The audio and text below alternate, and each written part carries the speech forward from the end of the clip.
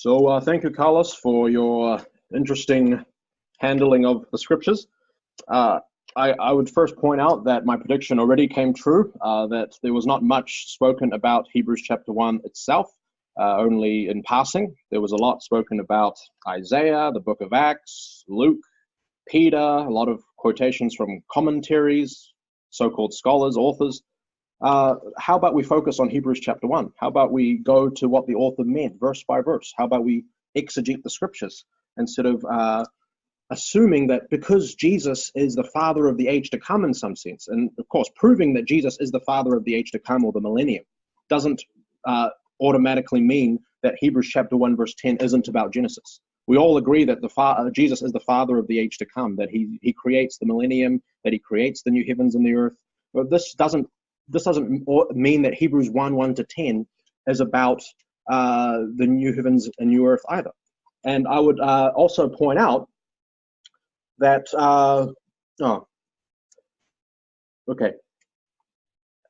how does he know which new heavens and new earth is being described in Hebrews 1:10? If the earth goes through stages, if there's a original Genesis and then a new creation and then another new creation, how many new creations are there? And how does he know which of the new creations is Hebrews 1:10 talking about?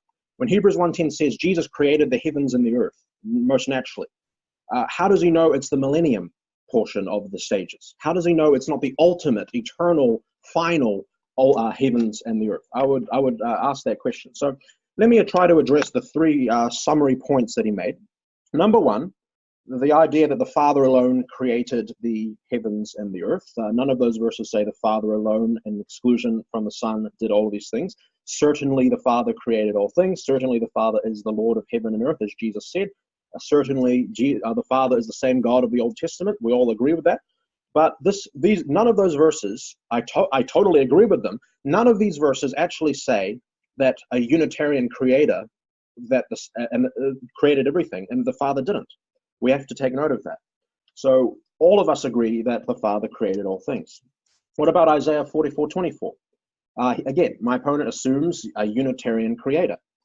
Jehovah God says that he alone created all things by himself. Absolutely. The one identity of Jehovah God created all things, the one God. And if you read that verse in light of the whole Bible, especially Hebrews chapter 1, which is the topic of this debate, and our previous debate, we talked a lot about Isaiah 44:24. But in light of this chapter, Hebrews chapter 1, God made the worlds through his Son. Yes, it was God who created the worlds through his Son. Now, what involvement was the Son? What involvement did he have in the creation of these ages, these worlds, this universe? Well, he upholds all things by the word of his power. I want my opponent to address the connection between Hebrews 1 and Hebrews 11. Why Hebrews 11, the Genesis language there, where God prepared the worlds by his word. Why is that same language used for Jesus in Hebrews chapter 1? So the involvement that Jesus had, how did God create the universe through the Son? Well, the Son is the one who upholds all things by the word of his power, suggesting Genesis language and Genesis prerogatives. And he's the channel of an act, as I said. The Greek, the channel of an act, God through the Son, not in the Son or in connection to the Son. We have to consider that. The one identity of Jehovah created all things. Now, my opponent brought up the definite article, the God, which he seemed to say that means that the Father is Jehovah God Almighty, the Most High God. If that's true, then when Hebrews 1:8 uses the definite article for God, where the Father is addressing the Son and says, your throne, O God, is forever and ever. The definite article was used there, correct me if I'm wrong. Therefore, Jesus must be the Most High God by my opponent's standard. Not only that, John 20:28, where Thomas says, my Lord and my God, the Greek literally says, the Lord of me and the God of me. The definite article is used. So the Jehovah's Witness idea of John 1:1 doesn't stand at all. The definite article is with theos, the God, is applied to Jesus anyway. So is Jesus the Most High God, according to my opponent's standard. Now again, Hebrews 1:1-2 does not automatically suggest that, it never states that Jesus never spoke in the Old Testament, that he never existed in the Old Testament. That's just reading between the lines. That's taking the text too far. The simple point is that the ultimate final revelation of God is in his Son and the apostles. We don't need Muhammad, the so-called prophet of Islam. We don't need Joseph Smith of the Mormon Church. We don't need Felix Manalo of the Iglesia Ni Cristo, because Jesus and the apostles are the final authoritative source for God's people. We don't need further revelation and further prophets. Now, what about the origin of Jesus? Did Jesus have a genesis? Absolutely. Jesus didn't eternally exist as Jesus the Messiah. None of us believe that. Jesus became, well, we could say the eternal Son became Jesus, or known as Jesus at a particular point in time. He's declared Son of God by virtue of his resurrection, Romans 1. He's declared Son of God at a particular point in time, even though the chapter says that God is the one through whom the worlds were, Jesus is the one through whom the worlds were made. Even though he's described as all these lofty eternal statements in Hebrews chapter 1, the point is that he's supreme, and yet according to his humanity, he has an origin and he's exalted as the Son of God as such. He was not, even though he's always the Son of God, he wasn't always known as the Son of God. That's why the Father has to say, today have I begotten you. Today I am glorifying you as Son of God, especially by virtue of the enthronement and resurrection. So Jesus, of course, had an origin and a genesis, because we don't believe Jesus' humanity eternally existed. Okay, Jesus was not eternally the Messiah, obviously. What about number 3? So number 2 was Jesus did not pre-exist himself. Number 3, Hebrews 1 is not about Genesis 1:1. Now, my opponent has to explain the aorist tense in Hebrews 1:10. Hast laid. It's a completed action. It's already happened. Has the millennium begun? Did Jesus already create the millennium? Which age are you talking about?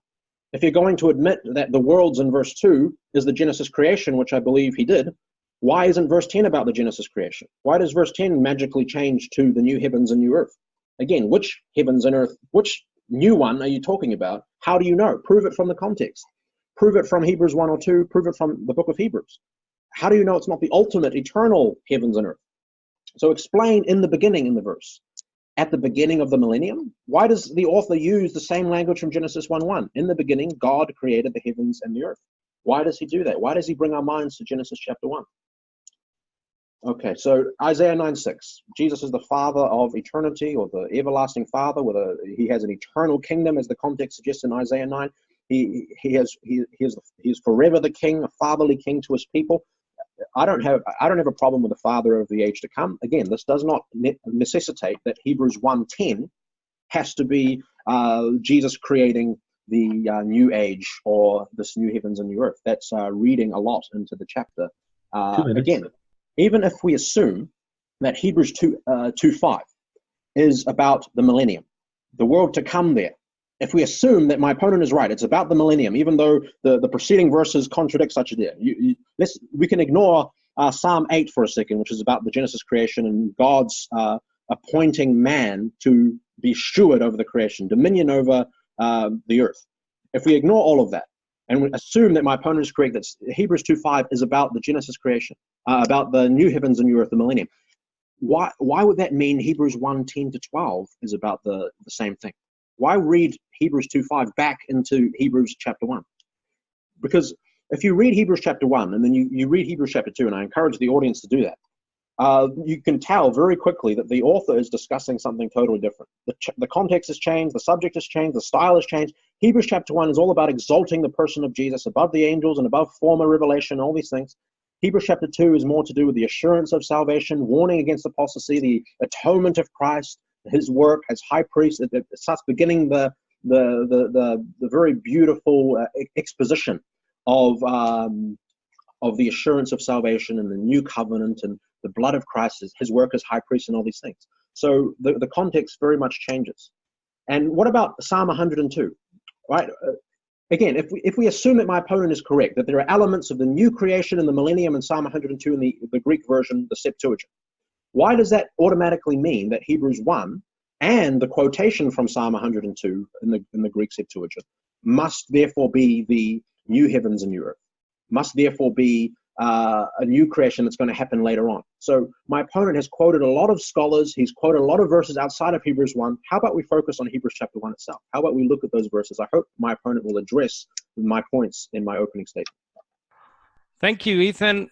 Preconceived ideas. Allow the text to speak for itself. Absolutely, I agree, Ethan. I'm only assuming that singular personal pronouns refer to no more than one single self. So let's look at the passage. Long ago, God spoke to the fathers and so on. In these last days, he has spoken to us by his son. The singular personal pronoun is used for the word God here many times. God has spoken in his son. The son is the one through whom he made the ages. Again, God created everything through his son. God is always referred to as a singular self here. If that's assuming Unitarianism, then I guess I'm guilty of assuming that God, time and again, as I have shown, is one single self, individual, obviously a person, but a divine person, not a human being. And this he is creating through someone.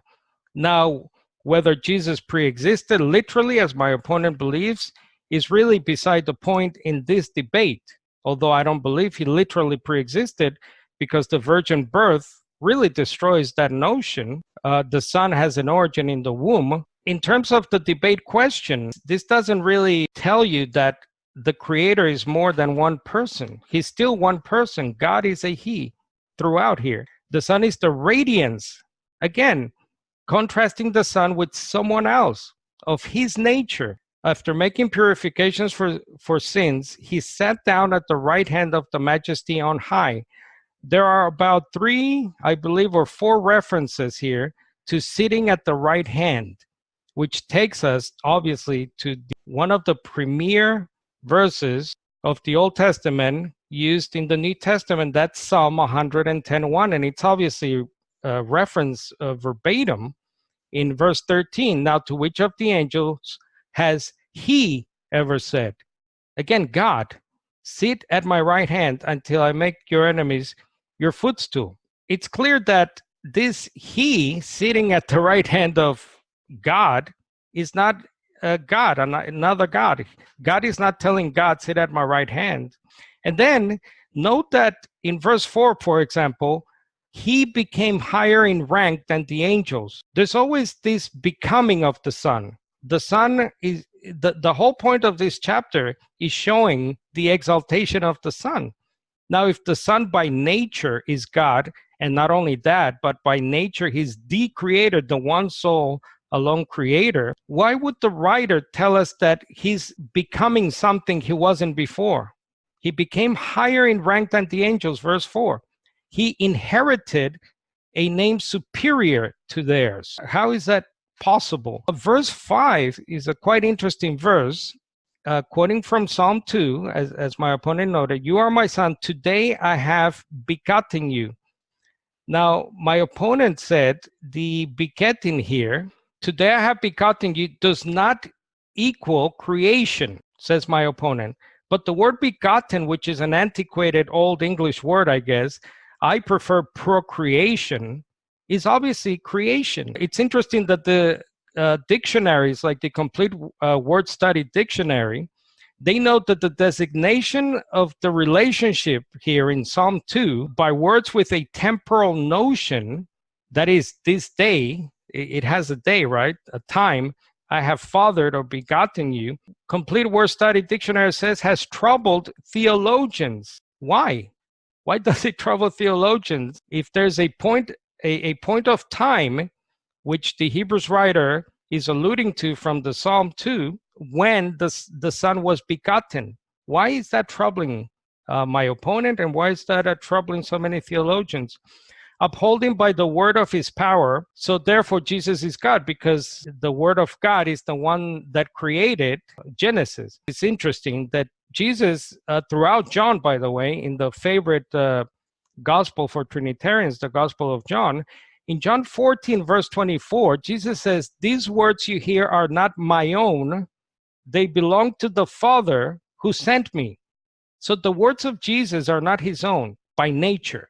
Obviously, by the word of his power now, and I do accept that is the Son speaking about there, but only because someone else, once again, someone else pointing to someone else, has given him that authority. My opponent says it's ridiculous that a human being can uphold the universe. I cited in my opening Acts 17:31, God will judge the world through or by who? A human being. That's God's prerogative. And this is going back to the Garden of Eden, where Adam, the first Adam, was Lord of creation. He was made master of everything. So if God can do that for us, I mean, what a privilege that we have, right? My opponent says Jesus became greater than the angels. And again, I ask, why that becoming language for the Son, for Jesus, if he's already by nature God? That doesn't make any sense. One more thing about Psalm 2, and my opponent mentioned 2 Samuel 7, the famous prophecy there. That's a prophecy about a descendant of David, once again, a human being. It's not about Yahweh in the flesh or a second Jehovah in the flesh. My opponent pointed to Deuteronomy 32:43, let all angels worship him. Yes, that could be an allusion there by the Hebrews writer to that verse. But then my opponent appeals to the worship argument that if you're worship, that means you're God. Well, in Isaiah 45, verse 14, the Israel of the future, another prophetic vision, the Israel of the future will be worshipped, not only worshipped, but prayed to by these subjugated nations in Isaiah 45, prostrate themselves before you, worship you. They, the nations, will pray to you, says Isaiah 45:14. Is that because they're Jehovah, they're God? Obviously, not in a literal sense, but in the sense of agency. Jesus is essentially immortal. So I guess Jesus by nature is eternal. My opponent believes that's the standard Orthodox position. What about, again, John? I'm appealing to his favorite gospel, John 6:57. I live because of the Father. That's the Son speaking. Why would he say that? He appealed to, if you're called God, therefore you're somehow also God, literally in the absolute sense. Well, we know that many are called God. Moses is called God, Exodus 7, the Davidic king from which Hebrews 1:8 appeals to, and I believe that's applied to the Son. Why not? The Davidic king is called God in Psalm 45. In the beginning, this is not a future state. I challenge my opponent to find the application of in the beginning to the future. Hebrews 2:5. How many times do we have to read that? That's very clear. And furthermore, it is not two angels.